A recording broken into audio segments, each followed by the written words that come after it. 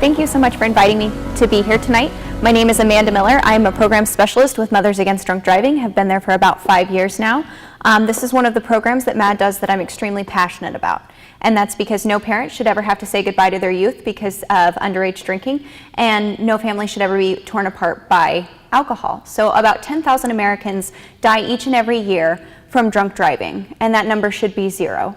And one of the ways that we can address drunk driving is preventing underage drinking. MAD was founded by a mother whose daughter was killed by a drunk driver. Our mission is to end drunk driving.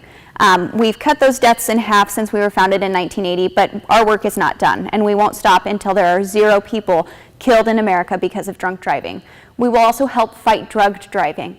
We have seen an increase in that with the legalization of marijuana, and it's definitely putting more lives at risk. So we are also working on fighting that component as well. Prevent underage drinking. That's a huge part, especially for me, because we know that if we prevent underage drinking, we can reduce drunk driving deaths later on, and children are the most innocent victims of drunk driving. And if we can help them to make better choices, to stay away from alcohol until they're 21, then they have a better and brighter future, and that's absolutely what they deserve. And we will support the victims of this violent crime. There should be 0 deaths from drunk driving, and that's MAD's mission. And just a little bit more about MAD. At MAD, we believe in 0. 0 fathers who aren't there for bedtime. 0 mothers who miss the first day of kindergarten. 0 sons and daughters who never come home. We believe in 0 victims of drunk driving. Since MAD's founding, we've made great progress. Drunk driving fatalities declined by more than 50%. All 50 states raised the legal drinking age to 21 and made it illegal for adults to drive with a blood alcohol concentration at or above 0.08. And as of 2016, over half of the country is covered by all offender ignition interlock laws. This is all good news, but it's not good enough. It's not good enough because every year, drunk driving injures 290,000 people. It's not good enough because every year drunk driving takes 10,000 lives. It's not good enough because it isn't 0. But we know that we can get to 0, and it starts with you. When you work with MAD, you're part of the campaign to eliminate drunk driving. The campaign has 4 initiatives. 1. Support more high-visibility law enforcement. If people think they'll be caught, they're less likely to drive after drinking. DUI checkpoints can reduce drunk driving deaths by 17% and are one of the strongest deterrents to drunk driving currently available to law enforcement. 2. Ignition interlocks for all convicted drunk drivers. Ignition interlocks force offenders to provide a sober breath sample before operating their vehicles. This keeps drunk drivers off of the road and reduces repeat DUI offenses by 67%. If ignition interlocks were adopted nationwide, an estimated 1,000 additional lives could be saved each year. 3. Advanced vehicle technology. This is the future of a world without drunk driving. The driver alcohol detection system for safety will use breath and/or touch sensors inside the vehicle to determine if a driver is over the BAC limit of 0.08 and keep the car from moving. Additionally, autonomous vehicle technologies have the potential to eliminate many types of roadway fatalities, including drunk driving. If universally adopted, no more victims will become a reality. 4. Public support. Everyone has a responsibility to help eliminate drunk driving. Thanks to non-drinking designated drivers, taxis, public transportation, and ride-sharing apps, there's no excuse to drive drunk. And buckle up every time. Wearing a seatbelt is the best defense against a drunk driver. When you support MAD and the campaign to eliminate drunk driving, your time, your financial support, your energy will all add up to 0. Because we believe in a hug on the first day of school. We believe in another bedtime story. We believe in no more victims. We believe in 0.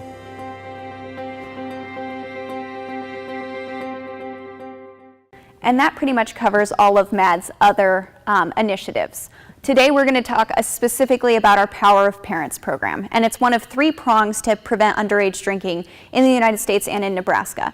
We also offer the Power of Youth presentations in Nebraska, where we can train facilitators to present to youth.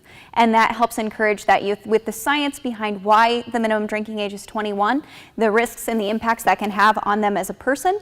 And it's very well presented in schools. But today we will be doing the Power of Parents program, which is an educational tool for parents to start that conversation with their teens. Because we know that parents are the #1 influencer on whether their teen chooses to drink underage or not.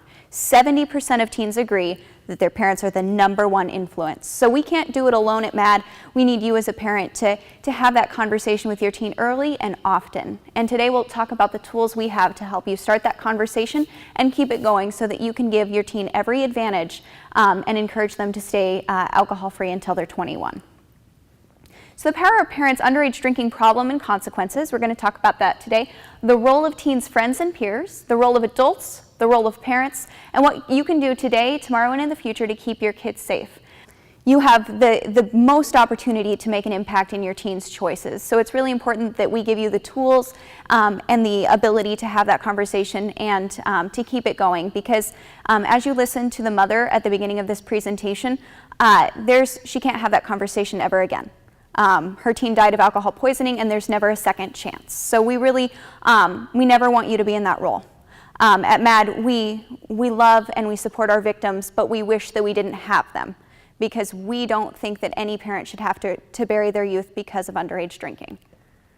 So alcohol is the #1 drug of choice, and that is because it is so accessible. And parents play a really big role in that too. Teen alcohol use kills 4,700 people each year. And that's the other people on the roadways. Should a teen drive drunk, that's the teens that die from alcohol poisoning. Violence, homicide, suicide all go into that number as well. And they're all very strongly linked to underage drinking and underage alcohol use. So children start thinking about alcohol by age 8, and that is because it is everywhere. The human brain is not fully developed until the mid-20s, and the last part of the human brain to develop is that decision-making center. It's that prefrontal cortex that can help make good decisions, and so that is why part of the reason why the research was that 21 should be the minimum drinking age. So your kids are weighing the pros and cons of drinking very early. So make sure that you're aware of that and that you have the tools and you start that conversation early. Because if they grow up knowing that underage drinking is not acceptable in your household and they're aware of the risks, then they are much less likely to drink underage and face all of the consequences that go along with underage alcohol use. So here are some local statistics. In 2010, Nebraska, the underage drinking costs were $423 million, 1 year alone in the state of Nebraska. In 2009, underage drinking consumed 25% of alcohol sold in Nebraska. 1/4 of the alcohol sold in Nebraska was consumed by those under the age of 21 in 2009. And during 2009, as an estimated 16 traffic fatalities and nearly 700 non-fatal traffic injuries were attributed to driving after underage drinking. That's the real cost, and it's right here in our state, and it's happening every day. So an estimated 5 homicides, 4,300 non-fatal violent crimes, and 10,000 property crimes were attributed to underage drinking in 1 year in Nebraska. In 2009, 268 teen pregnancies, 5,206 kids were making bad choices with their sexual health, and that can be directly attributed to underage drinking as well. So parents think that if they take away the keys to the cars, they take away the risks to underage drinking, but that's simply not the case. So traffic deaths are the #1 cause of fatalities for underage drinking, but also homicides, suicides, other poisonings, alcohol poisonings, drowning, fires, falls. All of these things can be directly tied to a teen's choice on whether or not to drink underage, and this is one of the most permanent thing that can happen from underage drinking, because there are no second chances once you end up a statistic of underage drinking, and oftentimes it's fatal, and there are no do-overs. So it's so important to have that conversation with your teen. Middle and high school students tend to overestimate how many teens drink alcohol. They think that everybody's doing it. But in reality, most teens don't drink. And they are frequently wrong about how much alcohol is consumed by their friends and peers. It's common misconception to think that it's normal to drink, that it's more pressure to fit in, to be like others, and it leads to more teens drinking. Now, that's part of a cultural shift that Matt is fighting so hard to change. When my mother was born, she was brought home from the hospital in a car that didn't have airbags, seatbelts. She was not put in a car seat. They weren't invented when she was born. She went to an elementary school where the teachers smoked in the teacher's lounge. The gasoline her parents used in her car had lead in it. She grew up in a crib with lead-based paint. We know better. The science is there, the research is there. There should be 0 people dying from underage drinking because we know more. Now, the drinking age wasn't always 21, and that's a huge cultural shift, that underage drinking is normal and it's a rite of passage, and that teens experimenting with alcohol use is a no biggie, because when my parents were growing up, the legal drinking age was 18, and now we know more. And so it's not that somebody picked the age of 21. There was a ton of research that went into brain development, and when was the earliest possible time to introduce a substance like alcohol into a human body and have it have the least negative consequences. So some of the misconceptions that adults have are letting teens drink at home takes away the mystery of alcohol and decreases teens' desire to drink. Now that's something that we struggle against, because parents think that if they're supervising their teens drinking, that it's safe, but what that does is normalize that behavior.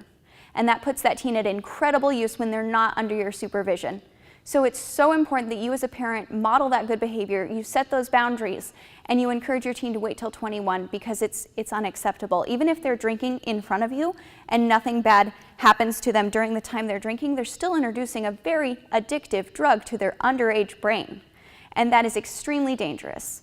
And some parents might think it's okay to provide alcohol to underage teens for special occasions and holidays. I cannot stress the importance of teaching your youth to enjoy occasions and enjoy being together with friends and family, and not needing alcohol in order to have a good time there. Because if you set the standard that in order to have a good time, there has to be alcohol present for your teen, that's going to play out very badly later in life. They need to be able to understand that brain development says that no, not until you're 21. And parents think that it's okay because if they drank underage and turned out okay, that it's okay for their kids to drink. And again, with the seat belts and the car seats, we know better. And it's just really important that we embrace the science behind underage drinking and developing brains. Decades of research consistently prove that if teens are permitted to drink in the home, even in small amounts, they drink more often, and have more problems when they're not under your supervision. What you model at home gets modeled at school, and it gets modeled when they're outside of your home as well. So that's really important to note. You cannot teach your child to drink responsibly. There is no such thing as responsible drinking under the age of 21. It doesn't exist. So 3 and 4 teens say their parents are the leading influence on their decisions about alcohol. Now, Matt has developed several handbooks, middle and high school. We have them in English and Spanish. You all have a copy of The Power of Parents, and that's more of the high school book. I also have the middle school books up here if you're interested in that. And that addresses the different concerns of a middle schooler versus a high schooler in terms of the dangers of driving. And so if you ever are interested in either of these programs, we have a link up there, and you can download the handbook off of your personal computer and read it wherever you are. So what we do with these handbooks is we talk about parenting styles, and we talk about how to approach that conversation with your teen and how to have it in a way that doesn't shut the conversation down. It's really important to open it up so that your teen feels comfortable discussing these things with you, and that you have the research and the knowledge and the facts behind why it's 21, why it's unacceptable to drink before age 21, and the negative consequences that your teen will face if they choose to drink alcohol before 21. It's also really important to note the styles of parenting. Now, if you're an engaged parent, there's no wrong way to approach this conversation, but there are tools that are specifically designed for different types of parents. What we know is there is authoritarian, overprotective, permissive, and positive parents. And so everybody can think of the parents they had growing up and be able to immediately know which parent you had. And sometimes families have one or the other or two of the same. And that's just fine. But how you approach that conversation with your parenting style will impact the effectiveness of that conversation. So it's important to understand how adolescent development, social pressures, increasing freedoms, identity, and self-esteem affect how they think about alcohol. And alcohol plays a huge role in that teen's self-image, especially now that we live in an era where every single moment of that teen's life can be easily documented and shared on social media. And once that happens, it's hard to rein back in. Reputations can be ruined, mistakes can be made, and then they're permanently on display. And that's a very, very hard consequence to be able to explain to your teen, but it's so important that you address that as well. So what style of parent are you? Are you authoritarian, parent gives orders my way or the highway? Overprotective, parent stays in control, parent rushes in and teens do not face consequences of action? Permissive, parent gives in, kids will be kids. And positive/authoritative, they use their authority to strengthen and protect, not control the teen. Build trust and teach the teen skills to make decisions. Now, obviously, every parent would prefer to be a positive parent. And that's a hard thing to be. And you're not going to be just one style of parent on any given day. We're humans, we have different emotions, and we're going to react to situations differently. So this book is a toolkit to help you understand how to approach those conversations and the most effective parenting style for the situation of drinking underage and having those conversations about substance abuse. So it's important to recognize the difference between the parenting styles and communicate in a way with your teen that they're going to respect and understand and be able to absorb information about underage drinking and have that open two-way conversation with you where they feel like they can share details about their life and details about what their friends are doing and maybe even details about decisions they've made in the past so that you can have a two-way conversation multiple times during that teen's development. There's no wrong time to talk about alcohol use with your teen. It's one of those conversations that needs to happen frequently. So it's important that you keep bringing it up and not just the one time. You wouldn't tell your youth to just wear their seatbelt just the one time. I'm sure you had to remind them multiple times to put it on as they were growing up and taking on the responsibility of buckling themselves in the car. And that's the same with alcohol use. It's a safety measure that you as a parent can give your youth. So that talks about parenting styles. If teens of positive, authoritative parents, if they do drink illegally, they consume significantly less alcohol than teens of other parenting styles. So what research has found is that positive parenting has been the most effective at ending underage drinking in their households. So techniques and talking about alcohol with that teen, and that can be hard to do because many parents think, I drank underage, I really don't feel like I want to have my teen ask me about that, and I don't want to lie to them about that. And so it can be hard to want to start that conversation because it's not an easy one to have with your teen. Alcohol has become extremely normalized. The music they're listening to, the shows they're watching, all reinforce that alcohol is a normal and socially acceptable behavior. And it's not as though any of the advertisements they're seeing on television or any of the songs are talking about drinking responsibly. They're not talking about waiting until you're 21. They're selling a product and they're selling an idea of overconsumption. There's just a very heavy presence of media in that youth's life that says that this is normal behavior and that overconsumption is something that is not only acceptable but encouraged. So knowing how to communicate family values and consequences, setting boundaries, and being able to enforce those boundaries with your teen, that's an extremely important process and definitely part of having that conversation with your teen. Handling questions about parents' own history of underage drinking. And that's another where you can bring it back to we didn't know as much as we know now. They smoked on airplanes at one point. And that baffles me because it wasn't part of my generation of change. But this is my generation of change. Of really encouraging teens to stay alcohol free until they're 21 sets them up for the best positive outcomes later in life. So helping your middle schooler and high schooler make good choices. We have tips for dealing with peer pressure, finding alternatives to drinking. If your teen graduates high school and they are unable to have a good time without alcohol, that's a problem because we know that once they get the freedom of a college campus, they're not going to be able to function without alcohol, and that's extremely dangerous. Guiding them to choose friends wisely, getting help when teenagers have a drinking problem, and not just saying it's not happening, this is normal, this isn't my kid, because sometimes it can be. Introducing alcohol to a developing brain puts that teen at extremely high risk for alcohol abuse and alcohol dependency, not only later in life, but also in their teenage years. And it's not just alcohol. Once a teen starts drinking alcohol, it sort of normalizes other impairing substances. And we've seen very strong ties with underage drinking and polysubstance abuse, meaning taking more than one drug at a time, with marijuana, ecstasy, and other drugs that have become more and more common. And I think you'll hear more about that later. And to steer clear of driving dangers, not drinking and driving or riding in a car with someone who has been drinking. More and more teens are reporting that they've been in a car in the past 30 days with somebody who has been drinking large amounts of alcohol. And that's extremely important to have a conversation with your teen about not only staying alcohol free, but being aware of the actions of those around them and not putting themselves at risk, and also protecting those around them from making the very bad choices of drinking and driving, drinking underage, drinking to excess. So your teens are listening. They're listening to not only what you say, but what you do. If you turn a blind eye, if you choose not to have that conversation, you just never want to think that something that you didn't talk about. So many parents at MAD come to us after their teen has been killed or severely injured or has an alcohol dependency problem or a drug dependency problem, and they say, I wish I would have talked to my teen.